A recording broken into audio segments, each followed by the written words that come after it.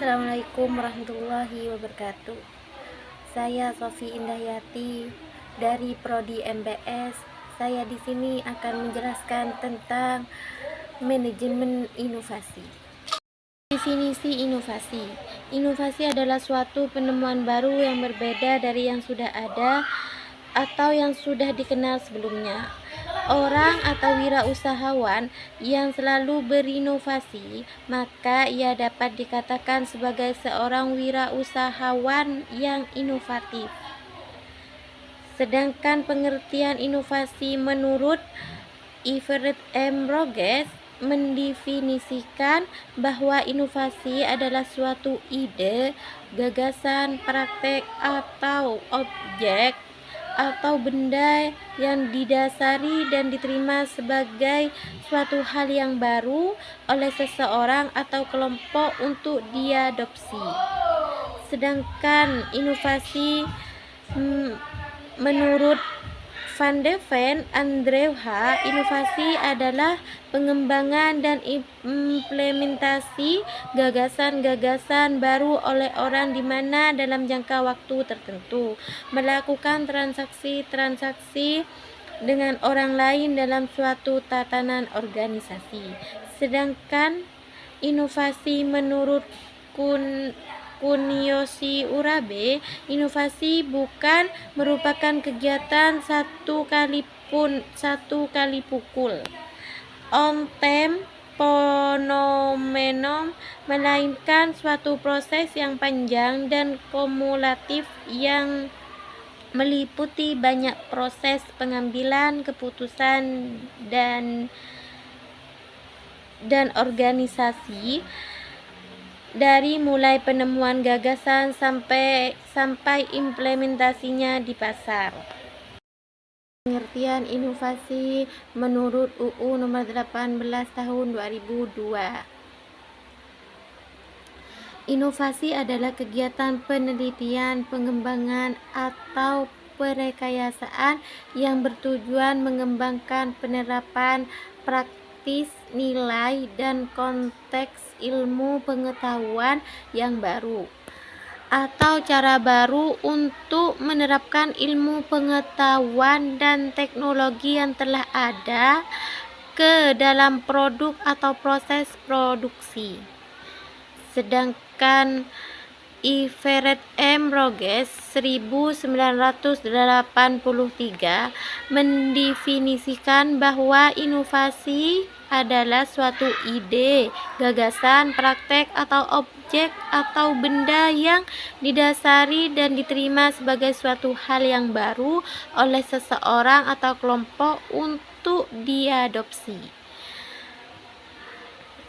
Stephen Robles 1994 mendefinisikan inovasi sebagai suatu gagasan yang baru yang diterapkan untuk memprakarsai atau memperbaiki suatu produk atau proses dan jasa.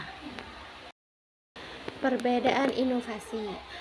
Johnny 1999 dalam Oja Solo 2008 membedakan 3 jenis inovasi: inovasi produk, proses inovasi, dan inovasi pasar. Inovasi organisasi berkaitan dengan desain formal organisasi baru dan filosofi manajemen baru. Inovasi perilaku berkaitan dengan aktivitas inovasi dari organisasi perusahaan, sedangkan Muse dan Edquist inovasi produk dibagi menjadi 2 kategori, barang baru dan layanan baru.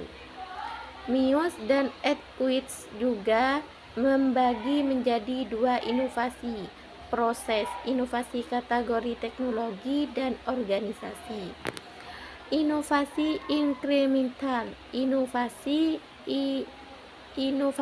inkremental, inovasi semiradikal generation atau inovasi teknologi generasi mendatang. Inovasi radikal. Generasi inovasi. Generasi pertama 1G, teknologi pouch. Generasi kedua inovasi 2G, Netzpool. Generasi ketiga inovasi 3G, coupling model. Generasi keempat inovasi 4G, integrated model. Generasi kelima inovasi 5G, system integration and networking model. Tipologi inovasi: model black box, model linear, model interaktif, model sistem, model evaluasi, inovatif, melek. Inovasi terbuka. Open innovation merupakan sebuah fenomena yang telah memiliki peran semakin penting baik teori maupun praktek. Inkel 2009. Pada pusat model open innovation dan konsep inovasi lain yang senada adalah bagaimana menggunakan ide dan pengetahuan dari aktor luar dalam proses inovasi. Lauren and Salter 2006. Dengan kata lain, maksud dari open innovation bahwa perusahaan perlu membuka batas perusahaan untuk menghadiri arus pengetahuan bernilai dari luar dalam rangka menciptakan peluang untuk kerjasama proses inovasi dengan rekan, konsumen, dan atau pemasok. Inkel 2009. Closed innovation vs open innovation. Konsep-konsep ini secara implisit berasumsi bahwa semua kegiatan ini dilakukan dalam perusahaan. Tidak ada jalan lain untuk gagasan yang akan datang ke perusahaan. Juga tidak ada jalan lain untuk produk dan layanan untuk meninggalkan perusahaan. Perusahaan A, pasar. Perusahaan B, pasar.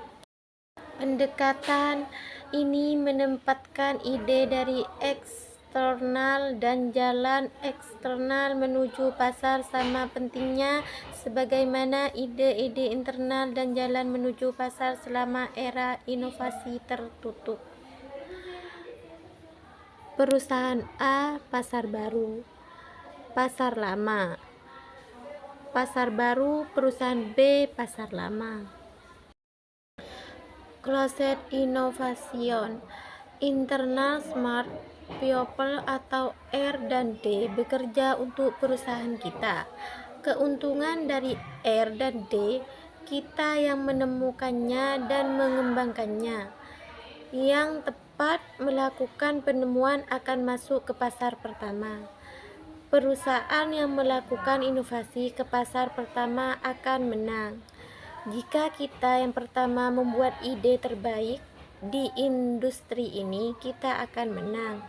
Kontrol IP perusahaan sehingga persaingan lainnya tidak mengambil keuntungan dari ide-ide perusahaan. Open innovation. Tidak semua orang pintar bekerja untuk kita. Kita perlu untuk bekerja dengan orang-orang pintar di dalam dan di luar perusahaan. Eksternal R dan D dapat menciptakan nilai yang signifikan. Internal R dan D mengembangkannya. Perusahaan tidak harus melakukan penelitian sendiri dan menciptakan keuntungan darinya. Bangun model bisnis yang lebih baik untuk long term.